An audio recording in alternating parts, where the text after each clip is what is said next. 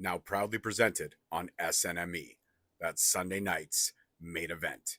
Heavy traffic during 4-5. Gotta hustle on your own time. Color people every port side. We just people from the north side. Want some teammates at the shore fine. Winter ready on the foe ties. Hey guys, what's going on? It's your host, your boy George Mackay, live on location, Destiny Wrestling Haywire, and I'm sitting down with one half of the Vaudevillains. Matthew Rehwoldt, how are you, man? I'm good, man. No, thank you so much for having me. Oh, no, this has been one of my bucket list interviews, only because I actually believe I did hit you up a couple years ago on Instagram. You got back to me. You're actually one of the few people that actually did respond to my email. Especially DMs are so hit or miss. I apologize to anybody who I've missed, and it's fallen through. But you did, and you were like, hey, man, I'm kind of just focusing on my personal stuff right now, my acting and my commentating stuff, so right now I'm not available. And I was like, hey, I appreciate that. Thank you very much. Now, you and I, we share a lot of things in common. One is that you have a lot more charisma than I do, but that's not a thing we share in common. I'm actually a big fan of whiskeys and bourbons, and I know you yourself are. So I know my favorite bourbon, but I don't want to say it until I hear your. I know you have a lot of different choices, but what is your go-to bourbon? Okay, I'm glad you said go-to. I think it's a different answer. If you ask me the favorite, it's like your favorite movie or favorite TV. Like it's impossible. It depends on the mood, right, and all this stuff. But what I always like to tell people, my go-to bourbon, honestly, is Wild Turkey 101. Okay. Yeah, and a lot of people kind of who maybe aren't sure of it, will kind of like taking it back, because I think Wild Turkey has this, especially like the 101, has this reputation of like that's the stuff you just poured to get drunk in college or whatever. It's rough. I mean, it's higher proof than most standard release whiskeys and stuff. But what a lot of people don't realize, though, unlike a lot of really true bottom shelf things, Wild Turkey 101, for me, as someone who's gotten into whiskey, I like that it's a little bit higher proof, but not crazy. It's not barrel proof. It's not cask strength. 101, 100, 101 is like perfect for me. But it's made by Wild Turkey is has an incredibly long, illustrious history in the distilling world. It's not some like cheap little distillery. They have an incredible pedigree, so you're in good hands production-wise. And then it's actually, unlike a lot of cheap stuff in the same price point, it's actually pretty well aged. It's still, I believe, my whiskey friends correct me if I'm wrong, I think it's still batched somewhere around a blend of like 6 to 8 year old bourbon, which is pretty solid. Absolutely. Especially in today's market where everything is so young because they're trying to catch up to the popularity of bourbon. It's hard to find well-aged stuff like that. So like it's all around a really solid product for $25 US, where I live, and available all the time. I never have to worry about like, do you have this? Wild Turkey 101 is real reliable. Okay, that's your that was reliable. a long-winded answer. No, but it was perfect. See, my old reliable is I'm classic, and I guess I'm simple, but I discovered it through Bar Rescue because I'm a big John Taffer fan. Yes. Bullet bourbon. I love Bullet. Well, it's classic. Yeah, Bullet had a little bit of controversy because for a while, they were sourcing from Four Roses. Yes. And they essentially took the same thing with the yeast, the different mash bills and the yeast strains and everything, but they've done their own thing with it. Bullet is another one. They are, to me, one of the incredible stories in the modern bourbon boom of just like their marketing department. They got them in every damn bar in the world. Like you see Jim Beam, you see Jack Daniels, and 9 times out of 10, you're seeing Bullet, and that's Germany, in the UK, in any bar in America, Canada here. So like they really were part of that really early commercial push when bourbon started kind of booming again. Absolutely, yeah. Absolutely. And a lot of people I think a lot of people underrate bourbon as a drink of choice, especially when bourbon's on the rocks, because people are like, oh, you can mix it, you can do this. I'm classic. Even my gin, I drink my gin old school. Gin and tonic, just a little bit, just a little spritz of lime to give me that little sweetness to it. But that's it. I'm timeless with my drinks. I guess I'm like a 90-year-old man in a 45-year-old man's body. There's nothing wrong with that. I mean, it's just, I think, yes, bourbon, to me, I think it can be almost like scotch. I think it's a sophisticated drink. It very much can be. It can be on that parallel. Luckily, I do think we're seeing that more and more in the last several years, as the popularity has boomed, but I agree with you. Oh, thank you. Well, coming from you, a connoisseur like yourself, that's amazing. Now, I mentioned Bar Rescue because I've always felt this in my heart. I don't know if it's right. Are you the voiceover guy for Bar Rescue? I wish, man. You sound just like him. Today, like John Taffer, he watched from an SUV a mile away or whatever the hell it was. It's funny because me and my wife watched that show because one of our like guilty pleasures is like kind of reality TV, right? So, but that was even before I got into like whiskey really heavily. That was a show we watched. We would, and it was fascinating to see the ins and outs of all of this stuff and everything like that. It also made me definitely peek over a couple bars when I started going back out again. Oh yeah, just to make sure, like taking a look at the ice bins and stuff like that, and the hoses. Plastic like right. How do to. those hoses look? Thank you, John Taffer. Thank you. I also keep an eye out for butt funnels. Absolutely. Yo, me too, man. I'm not even going to lie to you. And I also I want to see if the person in the back is wearing gloves when they're touching my food. Yes. I always try to be sat Yes. by the kitchen. Yes. I do. I try to be sat by the kitchen so I can kind of peek over and be like, is that person following all the codes? Yeah. I got to make sure, man. You don't want to get sick. Dude, there's too many violations out there. Too many violations. All right, so you put that to bed. You're not the voiceover guy. All right. Well, I'll do it though. Yeah, 100%. I'll do it. I would love to see that. Now, the vaudevillains, the greatness of the character, the mind. You mentioned a little bit with my daughter, but going kind of deeper into the characters, the strongman character, the drama king character. You guys had this weird symmetry. You were off balance to each other personality-wise, but you just had this weird symmetry. And even though you were bad guys, you guys got so over. I mean, that really speaks to, especially that time in NXT. Oh, yeah. Was a time that, like, 2014 to 2016, just trying, like, different characters. Dusty Rhodes, may he rest in peace, was so big on that. I want to see characters, and I want to see really get into them. I mean, we had your Tyler Breezes, you had Juice Robinson was C.J. Parker at the time. But you had that mixed in with guys like Sami Zayn and Kevin Owens, who are just your well-traveled journeyman wrestlers coming in and applying their craft. So like that audience, that Full Sail audience at the beginning of those NXT days, loved their homegrown weird little characters. They did even though we were a lot of the characters were a little off kilter, a little strange, different than what you would find on Raw or SmackDown. They liked that, and so like that transferred and that spread when we started going on the road and everything. So by the time we got to something like an NXT Takeover Brooklyn, like I'm still incredibly humbled by the fact that we had the entire Barclays Center like chanting for two strange like misfit guys who should not be, in the history of pro wrestling, it would not tell you that guys like us should be in that level of like success kind of thing, right? Like we're not your typical bodybuilder looking guys. We don't have that typical like moveset. We don't have those typical characters, but we struck a chord with our uniqueness, and that resonated with people, and so I've always been grateful for that. Absolutely, and of course, I mean, the appearance of Blue Pants at Barclays to kind of, off-kilter Alexia was fantastic. Absolutely. Big bonus. Big bonus, and she's doing great things in AEW as well. And then, you get released. You don't stop. You keep grinding, which is a lot of things I think a lot of wrestlers do. The depression may set in, but you kept grinding. And I'm sure with the support of, Saul and everything you've got over there and your wife and everything, it's great. Everything that you guys have is fantastic. And the brands that you two have built separate yet together is awesome. And also, I mean, you just come to the grindstone, and then you come back and you're rocking the commentary thing. Near the end of your WWE contract, you were doing the commentary stuff, and you were entertaining as hell.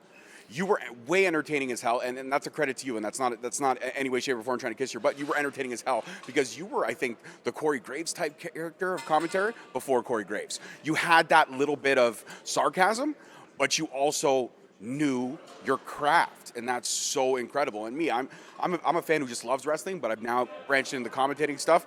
I don't have the skill of a Todd Phillips or yourself. Or any of those guys, but I try my best. But what is it like, especially in a crowd where some crowds, like just recently you guys were back at Toronto Impact for Emergence. Yep. Crowd was ruckus, crowd was crazy, crowd was loud, crowd was some ways drunk and obnoxious. How do you guys maintain your composure? You're trying to stay focused with all this incredible noise around you. I mean, luckily, first and foremost, headsets. They're pretty good, actually. Not noise canceling, but they're pretty good. So that makes it easier. Like legitimately, that is a very big help. Because trust me, one independent show who shall remain nameless.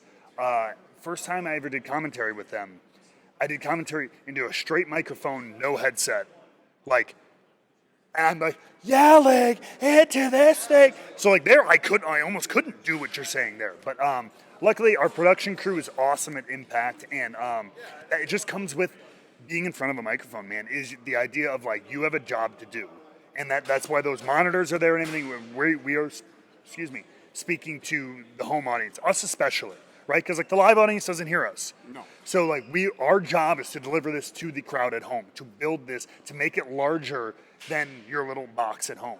So it's just that importance. We know that we have to be laser focused on what's on that monitor, what's happening there, and to try to make it as big as possible. So that helps us fight through all the cacophony around us. Absolutely, and of course the wrestlers getting involved with you and stuff like that, getting in your face, sometimes getting in your space. Yes. That's not always the easiest thing. In terms of, like, I guess the growth of the broadcasting side of stuff, because wrestling is all the show and everything like that, and I don't think the broadcasters get really enough credit that they should for being the narrators of these stories that are being told in the ring. Because that's essentially what we are. Commentators, interviewers like myself, conversationalists, we are storytellers. We're bringing the stories out to people who may not otherwise have the ability to hear those stories or see those stories. So, do you almost, like me, when every time I call a match, like I'm looking forward to calling your match tonight, every time I call a match, I get humbled by the fact that I'm able to be the narrator for that. Do you ever feel that same kind of thing? Absolutely. No, we've been talking a lot about it at Impact. We're about to induct Don West and Mike Tenay into our Hall of Fame, which they have such an indelible, effect on the legacy of a company, especially, when you look back on, and this goes for television companies and independent companies too, because luckily we live in an age where everything can be recorded and for posterity and everything like that. You're going to look back, and those voices are connected to moments in time, to moments in history. And the way I always think about it is commentary is the baseline of pro wrestling. It's that thing. It's not the star of the show, and it's not supposed to be. It shouldn't be. You know what I mean? It's that thing that's there to guide you through, to keep that tempo going, and to tell that story. But it's the thing that if it wasn't there, it would feel weird. It would. And it's like if you're a kid who grows up watching an AEW, a WWE, or whatever, and then you go to your first ever live event and you don't hear. I remember when I first went to my first Raw, WWE Raw, and I'm like, this is cool. Why does this sound weird? I wasn't hearing the commentary. It was the first time I'd ever watched wrestling without commentary. So I was like, oh, I realized how much it added. So it's like we're not the lead singer, we're not the guitar solo playing. That's the wrestlers in the ring. We're the keyboard. We're okay with that. And you're playing that background melody, but you're keeping everything moving. And, and people, they'll miss you when it's gone, but you're there to just kind of keep it moving forward. Absolutely. 6 years away, the Vaudevillains. Now you're coming back together. What was it about this time, this moment in your career, that this felt like the right time to come back? So I mentioned a little briefly with your daughter, but it was like, you know what? I had slowly been considering just for myself about maybe doing a few more matches, just solo or whatever. Because I'm not old. I may have my long-term goal focused on broadcasting and the behind-the-scenes stuff, but I'm like, but while I still can, why not from time to time do it?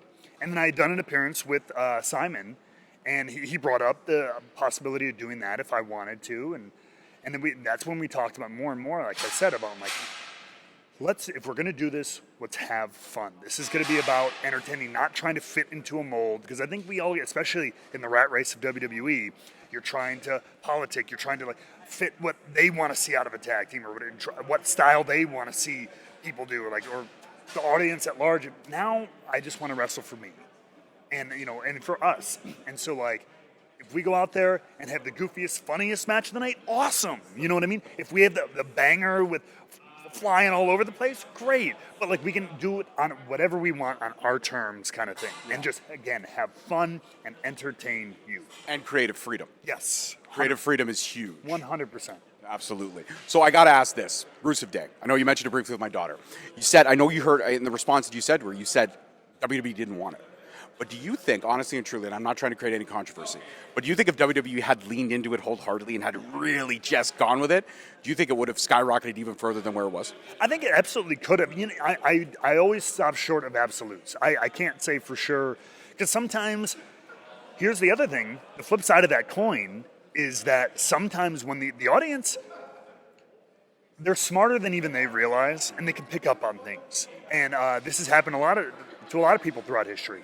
if they felt like the machine was almost maybe behind it too much, it might turn on you. You know what I mean? If all of a sudden, like if 1 month in, they hear a couple of Rusev Day chants at the TV tapings, right?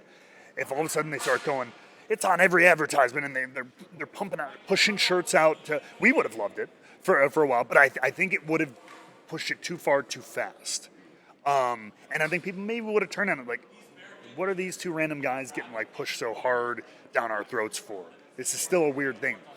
Now, that being said, as it slowly grew, those first like 4, 5, 6 months, I'm totally happy with how it was. They weren't sure what they wanted to do with it yet. They kept putting us out there. They kind of kept us running together. You could tell they definitely weren't like highlighting it, but we were in the fold, and people were really building behind it. Once the flame was there, I think they probably could have poured a little more gas on it and then leaned into it. So not too early, but I think they missed a window where they could have. Probably just prior to or right around that WrestleMania 34 probably would have been a key time to do it, in my opinion. But, past is the past.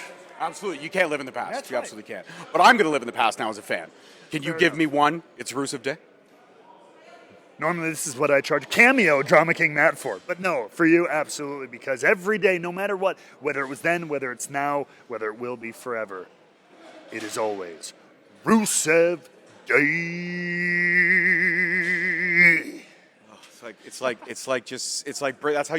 That's how you bring this interview home. Always. Focus, key, and end scene. All right, awesome. Matt, again, it was a pleasure and honor to speak with you, man. I enjoyed it. Do me one favor. Give me that Drama King energy. Look in the camera and tell everyone that you just had an amazing conversation with us here at Straight Talk, and they should subscribe because I like bourbon, you like bourbon, and every day is a good day, not just a Rusev Day. I mean, you just said it yourself. Everybody, subscribe, like, click, share, Straight Talk, all of it. It is the show. Wow, the show. He said it way better than I could. Guys, as always, your host, your boy, George Mackay, one half of the Vaudevillains, one very distant 15th cousin, twice removed of the Vaudevillains, and that's it for this one. Peace, love, and wrestling. We will see you next week. Thank you so much for watching. Please don't forget to like, subscribe, comment, and turn on that notification bell so you get notified each time we post a video. Alternatively, you can check us out on all podcast platforms and hosted on Podbean. We are also available on the SNME network. That's the Sunday Nights Main Event Patreon. Please feel free to check us out there as well. And don't forget to follow us on all social media platforms at _Straight Talk on Twitter, at Straight Talk Wrestling on Instagram, Straight Talk Wrestling on Facebook, Straight Talk Wrestling on TikTok, and of course, you can check out all our merch at ProWrestlingTees.com. I don't need a nigga